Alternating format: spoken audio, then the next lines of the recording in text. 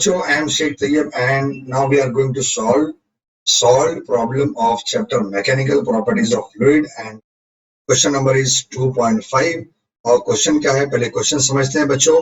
ये देखो क्वेश्चन दिया हुआ है, calculate the work done in blowing a soap bubble to a radius of 1 centimeter and the surface tension of the soap solution is 2.5 into 10 raised to minus 2 Newton per meter।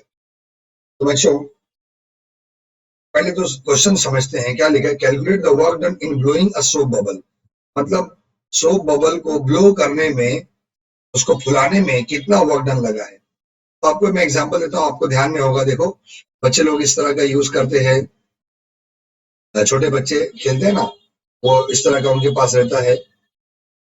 ये soap solution में इसको dip करते हैं साबुन के पानी में और इसके बाद मुंह से फेंकते हैं, इसमें से बहुत सारे बबल्स निकलते हैं। याद है आपको बबल्स?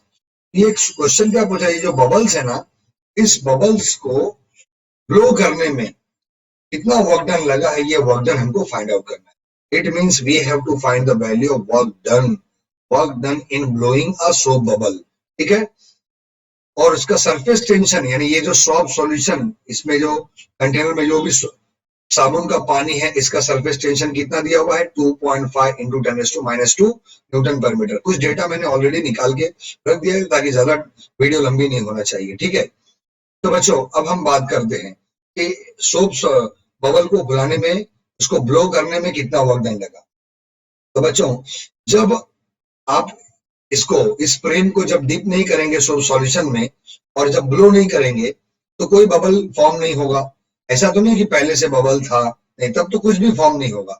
इसका मतलब इस बबल का जो इनिशियल रेडियस है, radius is how much, 0 centimeter। Final radius of the bubble is given in the question. The soap solution of a radius how much given, 1 centimeter। तो final radius of the bubble is 1 centimeter। मतलब जब एक बच्चे ने इसको dip किया और इस बबल को ब्लो किया, जब इसको फुलाया, तो जब एक बबल बना, ये देखो ये बबल बना, तो इसका रेडियस कितना दिया हुआ है, it is a radius is 1 centimeter। 1 centimeter इसका रेडियस है, ठीक है। तो मैंने लिख दिया the final radius of the bubble is 1 centimeter। इसको मीटर में भी कन्वर्ट कर दिया हूं, 1 into 10⁻² मीटर, ठीक है। तो बच्चों अब वर्क डन के लिए एरिया फाइंड आउट करते हैं। Initial surface area of the soap bubble, जब बबल बना ही नहीं था तो उसका सरफेस एरिया क्या होगा, 0। और ब्लो करने के बाद जब बबल बना, तो उसका सरफेस एरिया, तो final surface area of soap bubble A2। अच्छा, अब यहाँ पर हमने फाइनल सरफेस एरिया क्या लिया है, 2 into 4πr²। अब डेरिवेशन देखेंगे तो इसके डेरिवेशन है वो क्लियरली समझ में आएगा। बोले सर ये 4πr², क्या 4πr², ये स्फेरिकल शेप है ना, स्फेरिकल शेप, इसका सरकमफ्रेंस का फॉर्मूला क्या होता है, 4πr²। ये तो सरकमफ्रेंस हो गया। बोले सर ये 2 क्यों लिया है, 2 जो फैक्टर 2 है, ये बताता है कि ये जो सोप बबल का इनसाइड भी एरिया है और आउटसाइड भी एरिया है। This soap bubble having 2 surface area, that's why there is a 2 into 4πr², ठीक है। तो final surface area of the soap bubble is 2 into 4πr² and we have to find the work done. तो बच्चों सबसे पहले हमको मालूम करना पड़ेगा change in area, how much.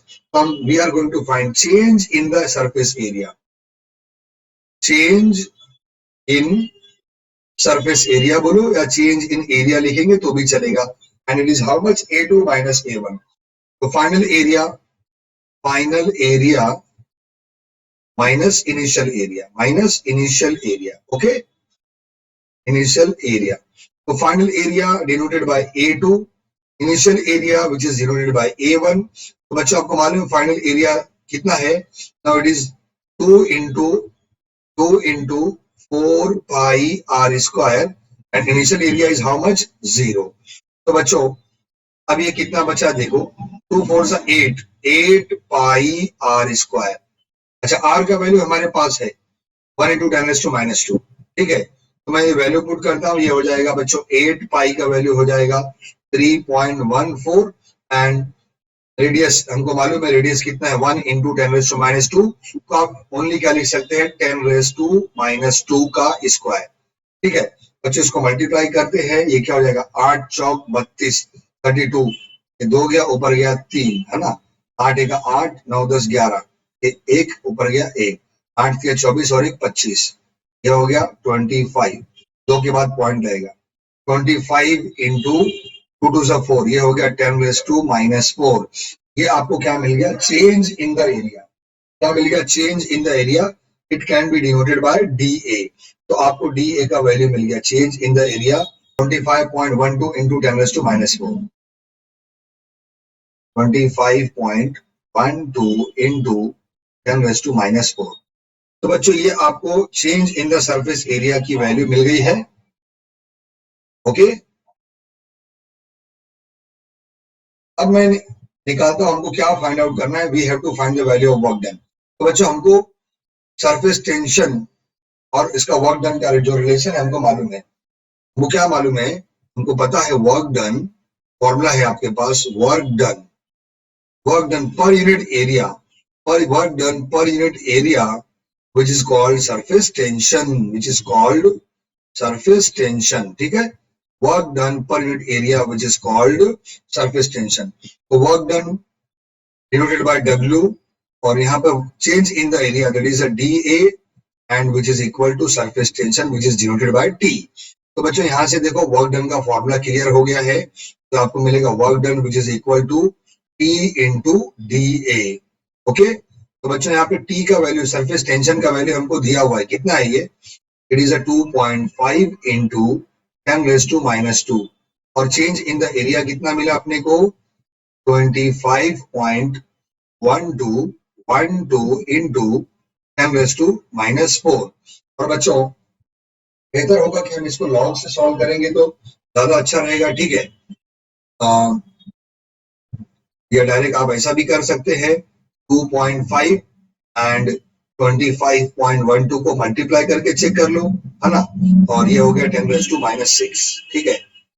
और जो भी आपका आंसर आएगा मल्टीप्लाई करने पे आंसर एक्यूरेट आ रहा है, कोई प्रॉब्लम नहीं है, ठीक है। आप अरेंज करेंगे तो आपका आंसर आने वाला है, पावर को अरेंज कर देंगे। तो अरेंज करने से पहले क्या आंसर आ रहा है पहले वो लिख देते हैं, ठीक है। अरेंज करने से पहले इसका आंसर है 62.75, ठीक है, इंटू 10⁻⁻⁶, और एक पॉइंट अरेंज कर दो, ये हो जाएगा आपका answer 6.275 into 10⁻⁻⁵। This is the value of work done, ठीक है। एंड वर्क डन का यूनिट क्या होता है, जूल।